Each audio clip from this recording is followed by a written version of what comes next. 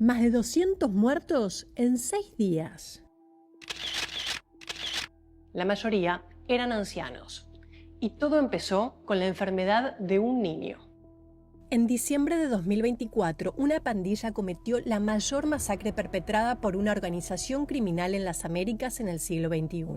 Ocurrió en Puerto Príncipe, Haití. Pero solo fue posible contar esta historia después, cuando los sobrevivientes arriesgaron su vida para hablar con el periodista Juan Martínez. Para que las historias de sus abuelos y sus padres no terminaran en el mismo lugar que sus cuerpos, en el fondo del mar Caribe. Todo comenzó cuando Benson Altés, de 6 años, se enfermó. Era hijo del hombre que controlaba el barrio portuario de Bar-Jeremie. Su padre, Monel Félix Altés, se autoproclamó rey Nicanor, el último monarca del Caribe. Era uno de los líderes de Viv Ansam, la mayor confederación de pandillas criminales que ha existido en la región. Cuando Benson enfermó, Nicanor no pudo llevarlo a un hospital. No había posibilidad de darle asistencia médica como se debería, de tal manera que él recurre a su ungan o voco o sacerdote vudú. El vudú es una de las religiones más antiguas e importantes de Haití. Nació de la mezcla de creencias africanas con la fe católica de los esclavistas. Fue el motor espiritual de la revolución haitiana de finales del siglo XVIII, la primera revuelta exitosa de personas esclavizadas en las Américas. Pero como toda religión, el vudú también puede ser usado como instrumento de poder y manipulación. Este sacerdote lo que le dijo al señor de la guerra, rey Nicanor, fue: los hombres lobo están en el barrio y han enfermado a tu hijo, y la única manera de curar a tu hijo y de salvarle la vida a tu hijo es matándolos. Hombres lobo se caracterizan por varias cosas. Uno es por no ser necesariamente hombres en este universo simbólico haitiano. Pueden ser mujeres y son gente mayor.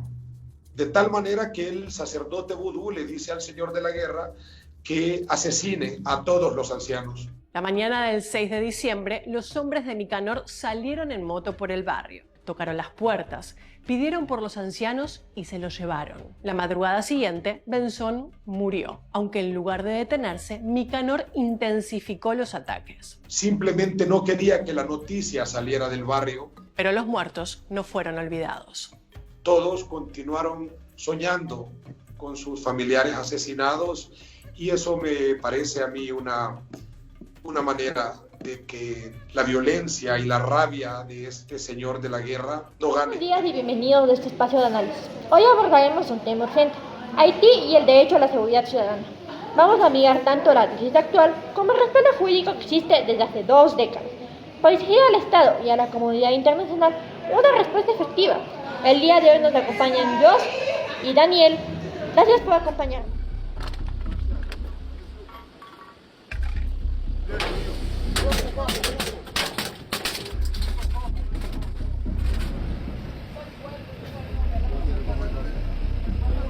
Burn cars, burn houses, kill kids. They don't care. They kill anything.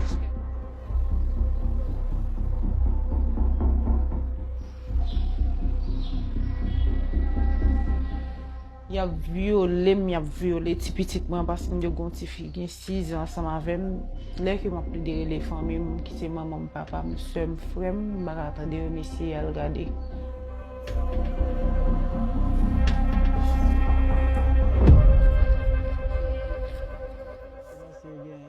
Civilians have been killed, women have been raped, children have been murdered. Do you have any remorse? Yo ka pe nou le nou progresse nou vin la kay nou parce le diable nou sou nou na progresse nou pa moun anko. C'est diable nou. Why would you inflict such horror on your own people? Moi-même en tant qu'un chimère, en tant qu'un monde yo ba un placement chef, une responsabilité pour me camper gourmet et m'pa j'aime ba vague tout autant l'état.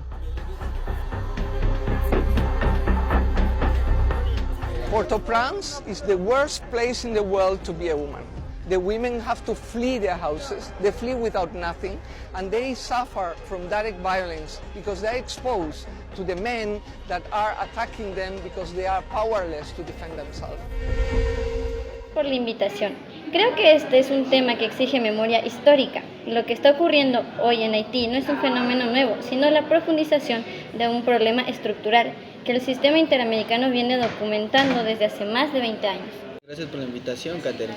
El día de hoy, pues, yo coincido con la respuesta que dio Jos, debido a que los resultados más inquietantes es que a pesar de los diagnósticos tempranos en la situación del 2025 en Haití, muestran un deterioro aún más grande en la descripción de aquellos primeros informes.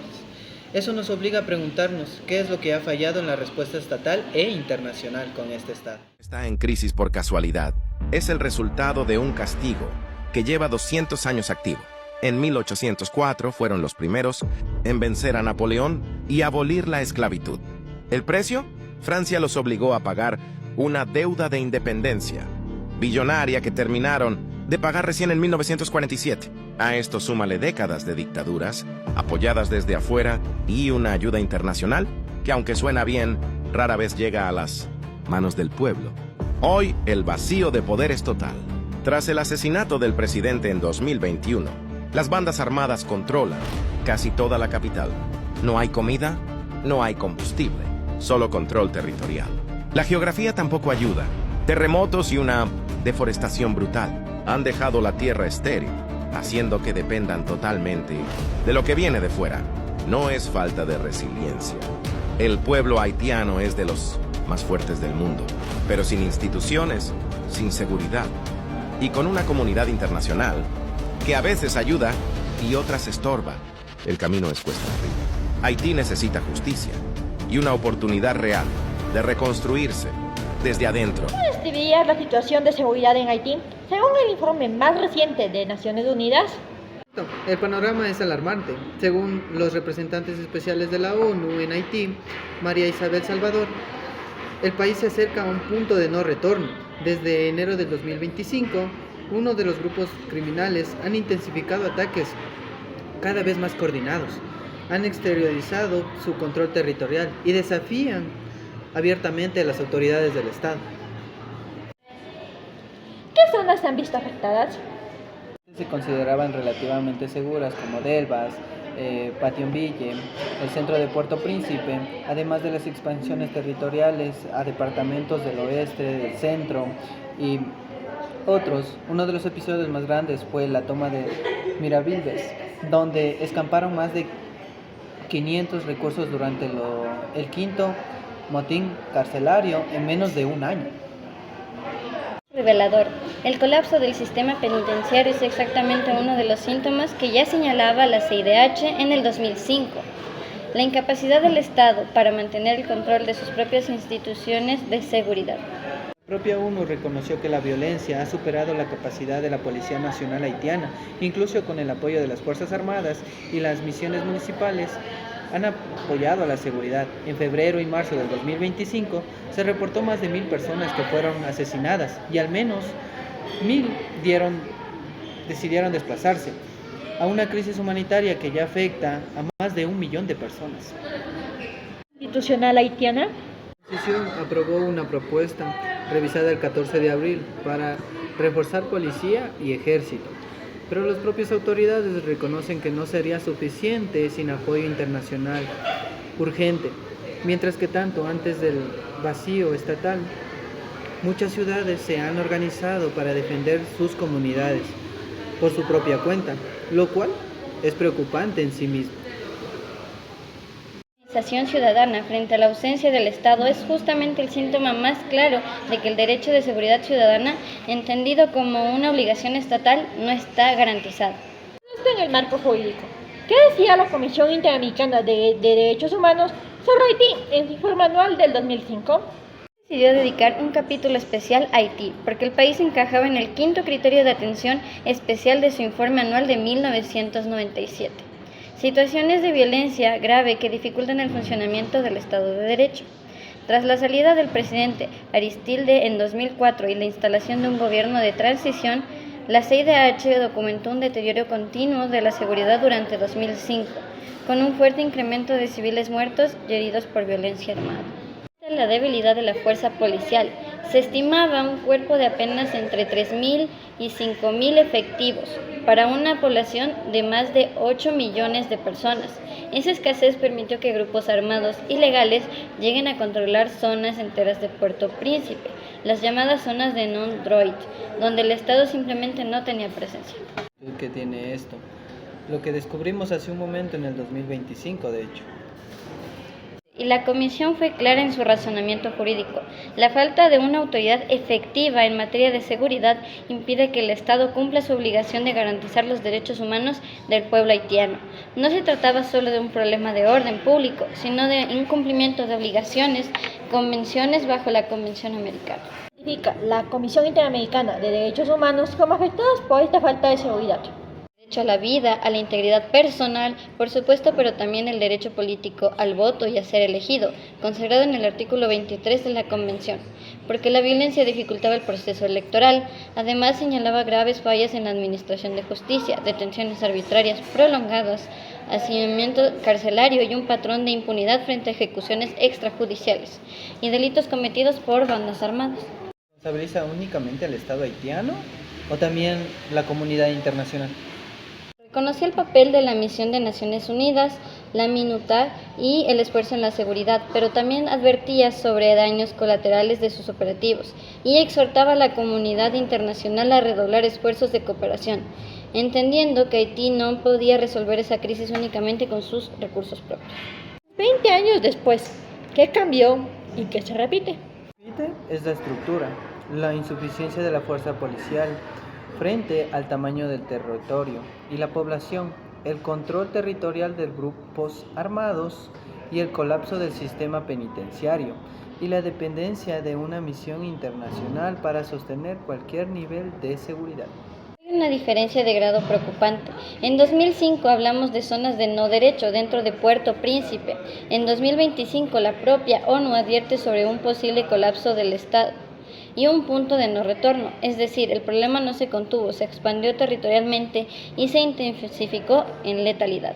Cambia la naturaleza de los cuerpos armados o actores armados. En el 2005 se habla de bandas o grupos armados dispersados. Hoy se habla de redes criminales coordinadas con capacidad de tomarse ciudades enteras, como ocurrió con Mirabailes. Eso sugiere una evolución en la estructura, con mayor fuerza y fuego y organización. ¿Institucional sigue siendo igual de insuficiente? Normativas y el razonamiento de fondo de la CIDH en 2005, que la falta de control efectivo de la seguridad impide la garantía de derechos, sigue siendo plenamente aplicable de hoy. Eso confirma que el diagnóstico jurídico era correcto, pero también demuestra que el incumplimiento de las recomendaciones internacionales ha sido, en el mejor de los casos, parcial. El aislamiento internacional de Puerto Príncipe, bloqueado por tierra y sin vuelos comerciales desde noviembre, lo que dificulta incluso la entrega de asistencia humanitaria. Esto estaba presente en la magnitud aplicada durante el 2005. ¿Quién tiene la obligación de garantizar la seguridad ciudadana en un escenario como este?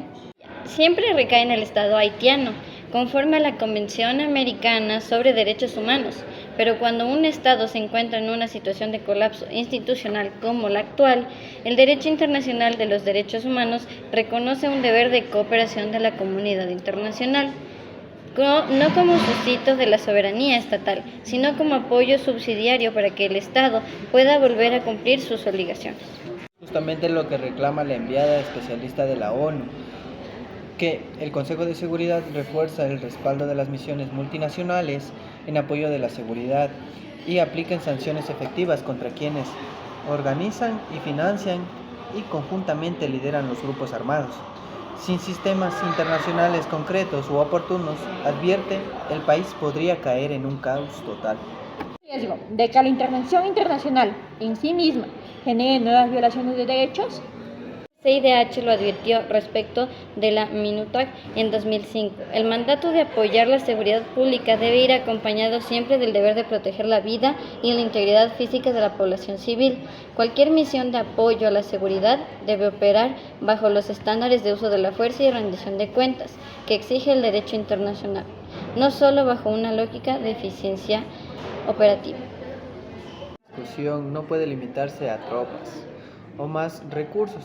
Se requiere que cualquier apoyo internacional venga acompañado con mecanismos de supervisión de derechos humanos, similares a los que la CIDH y la sección de Derechos Humanos de la misma ONU implementaría en el 2005.